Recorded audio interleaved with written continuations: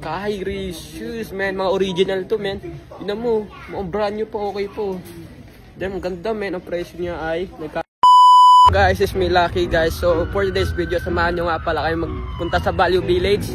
Kaya ayun, syempre mag-ukay-ukay tayo, check tayo sa ukay-ukay. Ukay-ukay na pupuntahan namin. Dito kami dati nagtrabaho, dito ako dati nagtrabaho sa ukay-ukay na to. Ito dito naging cleaning kami dito. Alam mo ba, pag nakakita ako ng maganda diyan, binibili ko kagad imbes naglilinis ako, ginagawa ko.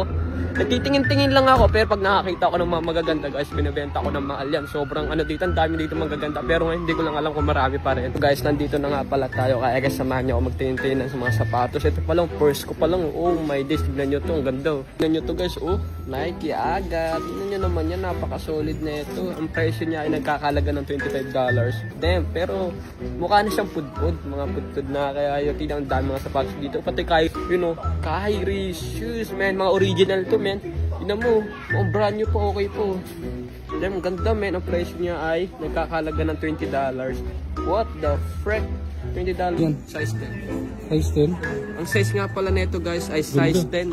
Kyrie to. Kyrie Irving, tignan mo. Limited na nga yung mga gantong Kyrie, kala nyo ba? No? Ganda, man. $25 lang. Paldo, sige Lucky. Tignan nyo naman kung gaano kalaki dito. Papakita ko sa inyo. Yan, naman gaano yung kalaki. Dito ako dati nagtatrabaho.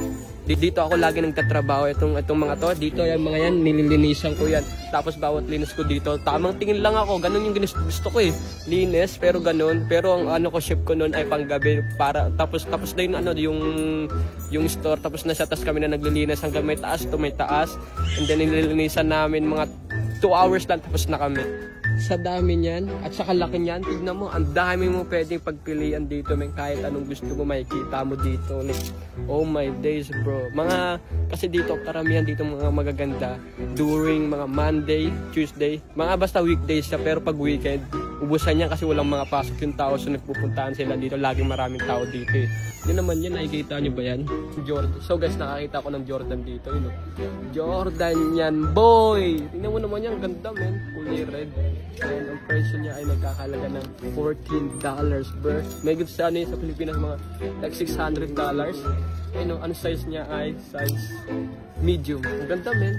Papakita ko sa inyo yan, paldo. Makakita tayo dito ng jersey. Tignan nyo ng jersey na to, ang ganda, men. Yung jersey, ang ganda na ito. Jersey yan, So meron, nakakita tayo ng Roots. Mahal to, may mamahalin to. Gagi, Roots to.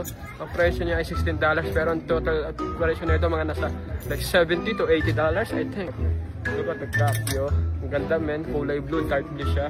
Ang presyo ay nagkakalaga ng $8 siya. Nakakita ko ng ka-heart, man. Uy, solid na ito, yo. Ano to? Uy, Gucci, man. Yo, look at the Gucci, yo. Magkano presyo? $19. Ano yung mga kinuha mo? Ay, mga unan? Para kanina yan? Para isa sa'yo, isa sa akin, isa dito bro. Oo, so tatlo kami pang unan. Kailangan namin ng unan kasi naubusan namin. Ayun, ang dami mapapagpilian dito, mga kabataan. Yan, mga t-shirt ng mga bata. Like everything you need is here, bro. Wallahi fun.